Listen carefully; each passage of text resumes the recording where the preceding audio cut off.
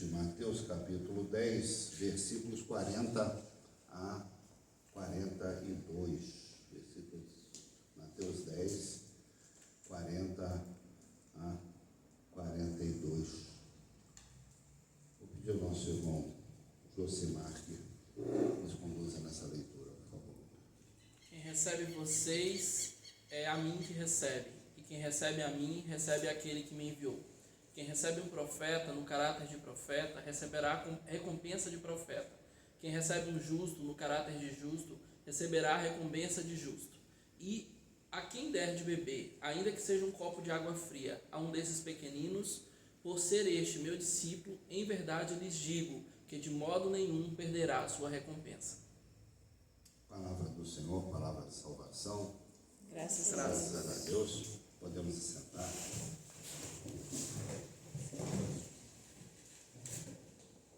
Alguns textos que a gente prega, né? Alguns são longos, né? Contam uma história. Esse é um texto assim, bastante direto, bastante curto, e me chamou muita atenção essa imagem, né? Do copo d'água, né? Essa imagem tem, inclusive, muito a ver com o que aconteceu ontem aqui, porque uma das razões do pessoal da caminhada fazer a parada aqui na igreja foi justamente para se hidratar, né? Então, tinha uns copinhos d'água aqui para todo mundo, foi assim que eles foram recebidos aqui, né? E eu mesmo sou recebido aqui na igreja todo domingo, né, com um copo d'água. Então, eu quando estive, primeira viagem que eu fiz ao exterior, nunca tinha viajado para fora. A primeira viagem que eu fiz ao exterior, já há bastante tempo, foi para a Grécia. E lá eles tinham, pelo menos há 20 anos atrás, eu acredito que ainda tenham esse costume, no verão, cheguei lá, já era final do verão, mas estava bastante calor ainda. Em qualquer restaurante que eu estive, assim que eu cheguei,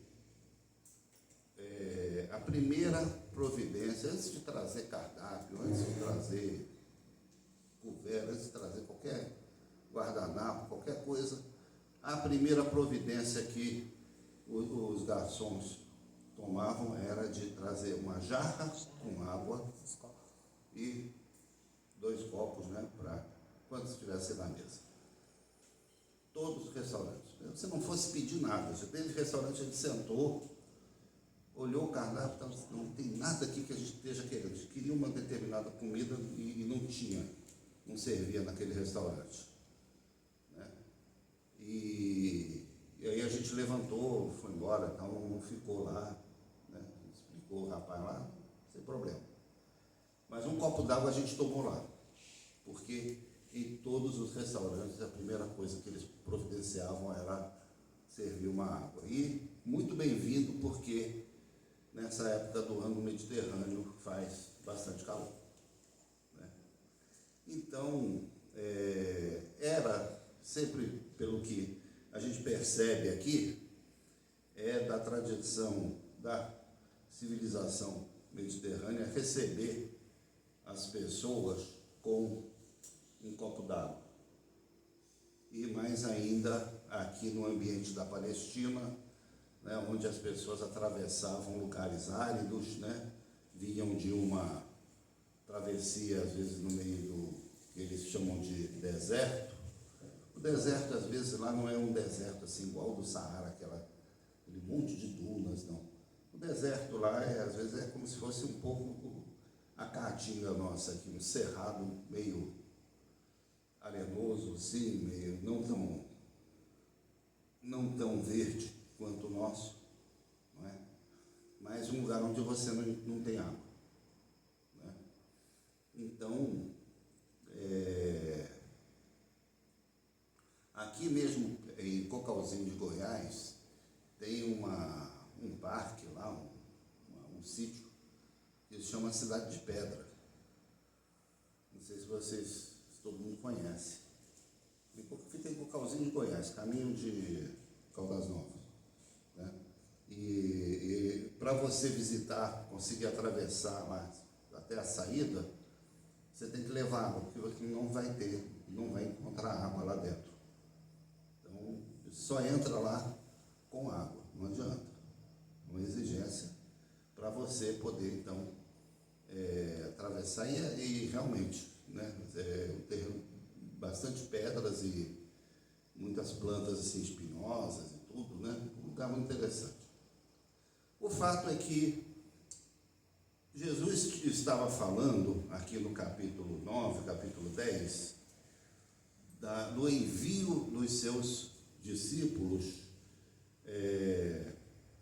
para as cidades, né, para cumprir a sua missão, para anunciar o reino de Deus. E ele enumerou as dificuldades, os conflitos, as lutas que esse chamado ia gerar na vida de cada um deles.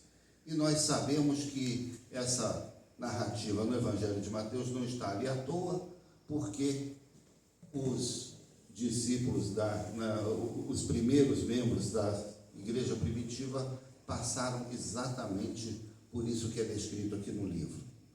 Conflitos familiares, exclusões, delações, traições e etc. Né?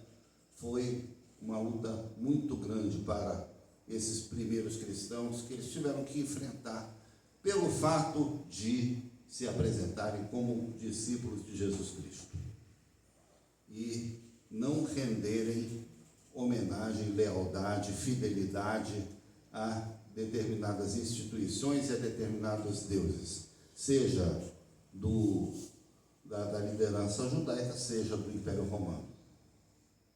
Enfrentaram perseguições por causa disso.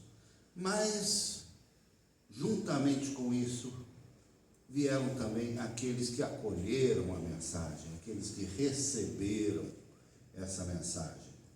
Então, esses são aqueles que também foram abençoados, porque deram guarida, porque deram apoio, porque permitiram, né, aliviar o sofrimento justamente daqueles que tinham sido enviados para levar essa mensagem do Evangelho. E por isso Jesus começa dizendo: quem vos recebe, a mim me recebe, e quem me recebe, recebe aquele que me enviou. Nós vemos aqui uma lógica bastante diplomática mesmo, de relações exteriores, não é? Porque os soberanos, os reis, se faziam comunicar por meio de embaixadas. Não eram embaixadores residentes como a gente tem hoje, né? Nossa cidade de Brasília tem um setor destinado a isso, né? Que é o setor de embaixada sul e norte, né? Onde você tem lá algumas construções muito interessantes, né? Os países mais ricos ou que investem mais na diplomacia têm lá edifícios construídos para servir de residência do embaixador e também de escritório, né? Não tinha isso, mas eram enviadas pessoas que viajavam milhares de quilômetros, às vezes, para se apresentarem em nome de um imperador, em nome de um rei, em nome de um soberano, né? E levavam, então, uma mensagem, normalmente uma mensagem selada, lacrada, né? Aquele pergaminho enrolado com aquele lacre de vermelho, assim, né? Que só poderia ser aberto pelo destinatário. E nesse lacre vinha lá um determinado sinal, que era normalmente o anel do imperador que assinava aquilo ali, né? E conforme o destinatário recebia aquela embaixada, isso dizia muito de como ele considerava as relações com o remetente, com aquele que estava enviando aquela embaixada. Porque era como se ele estivesse recebendo o próprio soberano, o próprio imperador. Não é? Houve casos em que esses embaixadores, esses mensageiros, foram inclusive assassinados. Não é? Foi o caso, por exemplo, lá de Esparta. A guerra de Esparta com os persas começou assim, né? O rei Dario da Pérsia mandou embaixadores até Esparta para levar lá uma exigência de rendição. Uma mensagem bastante desaforada, digamos assim, né? Então, esses embaixadores acabaram não voltando para a sua casa, não é? E isso foi então interpretado, claro, como uma declaração de guerra à Pérsia, e aí vem toda a saga, né, dos 300 de Esparta. Isso daí o cinema já explorou isso e tudo, né? Então, mas a praxe era que esses embaixadores fossem bem recebidos, porque significavam um sinal de respeito àquele que os enviava. Então, Jesus adota aqui uma convenção muito própria e que era muito conhecida das pessoas da sua época, né? Aquele que, quem recebe, quem vos recebe, a mim me recebe. Quem recebe, aquele que leva a mensagem do Evangelho de Jesus Cristo, está recebendo a Jesus mesmo. E quem recebe a Jesus, recebe a quem? Recebe ao próprio Deus, porque Deus enviou, né? Deus enviou o seu Filho ao mundo, né? Para que todo aquele que nele crer não pereça, mas tenha vida eterna, né? Então essa lógica diplomática vale aqui também. E a mensagem aqui da recompensa que recebe aquele que traz a palavra do Evangelho. E ele faz outros paralelos aqui. Quem recebe um profeta no caráter de profeta receberá o galardão de profeta, e quem recebe um justo no caráter de justo receberá o galardão de justo. Então, a mesma lógica vale para aqueles que levam a mensagem de profecia e a mensagem de justiça. Porque a pregação do reino de Deus não é somente uma pregação de converter as pessoas para uma nova religião. A pregação do Evangelho é uma pregação de justiça. A pregação do Evangelho é também a pregação de um novo mundo, de uma nova sociedade. Essa é a pregação dos profetas do Antigo Testamento. Se você observar o que escreveram os grandes profetas Isaías, Jeremias, Ezequiel, Daniel, ou os outros profetas, talvez um pouco menos conhecidos, mas igualmente portadores da palavra de Deus, como Amós, como Oséias, como Sofonias, como Ageu, como Zacarias, vocês vão ver que a pregação deles é a pregação de uma transformação do coração das pessoas, para que a sociedade também fosse transformada. E da mesma forma, aqueles que pregam justiça, e aqui ele fala explicitamente o justo, também merece ser recebido, também merece ser ouvido, também merece ser respeitado da mesma forma. É por isso que a gente precisa estar atento às mensagens que estão circulando no nosso meio, na nossa sociedade, no mundo em que a gente vive. São mensagens de profecia? São mensagens de justiça? Tem a ver com o reino de Deus? Tem a ver com Jesus Cristo? Para a gente receber essas mensagens, acolher da mesma forma que a gente acolhe também o Evangelho de Jesus Cristo.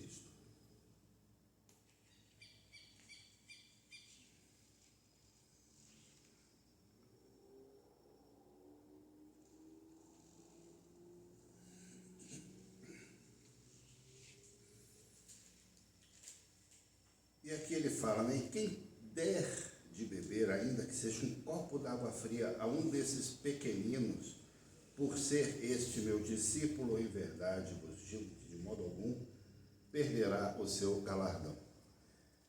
É muito interessante essa figura do copo d'água, porque quando você recebe alguém na sua casa e manda a pessoa entrar, né, e oferece um copo d'água, ou um cafezinho, ou alguma outra bebida, ou alguma outra coisa, não é? Você não está só ouvindo o que ela tem a dizer, você está acolhendo a pessoa. E é assim que o Evangelho deve ser recebido. O Evangelho não pode ser recebido simplesmente como uma informação intelectual, filosófica, uma teoria a respeito do mundo, das coisas. Não é? Ele não é simplesmente uma aula que a gente recebe e que vai para no nosso banco de conhecimentos. O Evangelho tem que ser acolhido dentro da nossa casa. A nossa casa é o nosso coração. Jesus mesmo diz, né, lá no Apocalipse, eis que estou à porta e bato. Se alguém abrir a porta, entrarei e cearei com ele e ele comigo. É assim que a gente recebe a Jesus. Né? Não simplesmente como alguém que passa num carro de som pela rua. Nós abrimos a nossa porta, nós recebemos, né? E nós oferecemos então a nossa hospitalidade, né? O nosso copo d'água. É isso que nós precisamos ter. Abrir o nosso coração e oferecer o nosso copo d'água. Abrir a nossa igreja e oferecer o nosso copo d'água. Matar a sede das pessoas. Nós somos chamados para isso. E principalmente quando se trata de alguém que vem trazer a mensagem do Evangelho. Uma coisa que me chamou a atenção na palavra de Jesus aqui é o seguinte, né? Quem der um copo de água fria a um destes pequeninos. É muito interessante como que aqueles que pregam o Evangelho, que pregam a palavra, muitos se apegam a títulos. Muitos se apegam a nomes. Investem pesadamente em marketing para terem um determinado nome. Investem pesadamente numa instituição para poderem usar o título que aquela instituição lhe permite usar. Seja bispo, seja pastor, apóstolo, missionário, etc, etc, etc. Não é? E Jesus descreve os seus discípulos, aqueles que anunciam o Evangelho, como pequeninos. Pequeninos. Não é pelos seus títulos, não é pela sua pompa, não é pelas suas credenciais que eles são recebidos. Eles serão recebidos pela mensagem que eles pregam, pela relevância e pelo significado do Evangelho que eles estão pregando. Não há vergonha nenhuma de ser pequenino.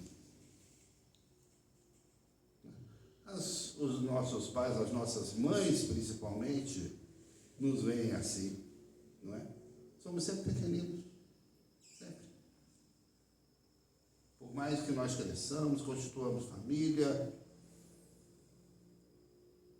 damos netos e sobrinhos a essas pessoas, não é? Mas nós sempre seremos pequeninos aos olhos dos nossos pais e principalmente das nossas mães. Jesus via aqueles seus discípulos, aqueles a quem ele enviava, como os seus pequeninos.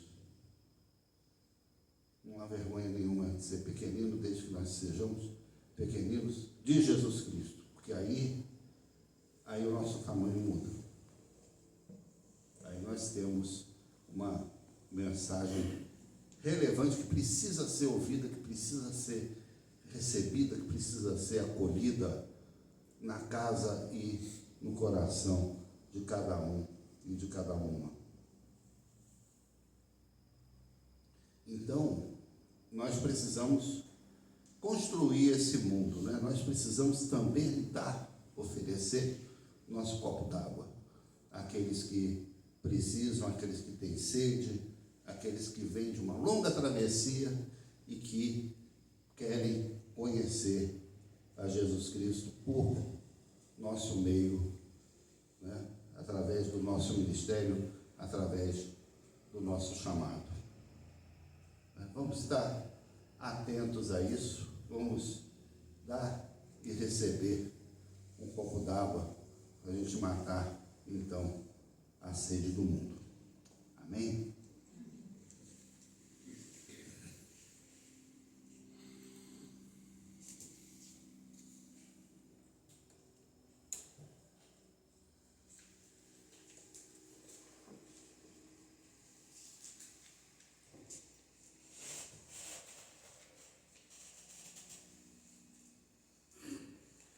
Vou pedir à nossa irmã Olga que faça a leitura desse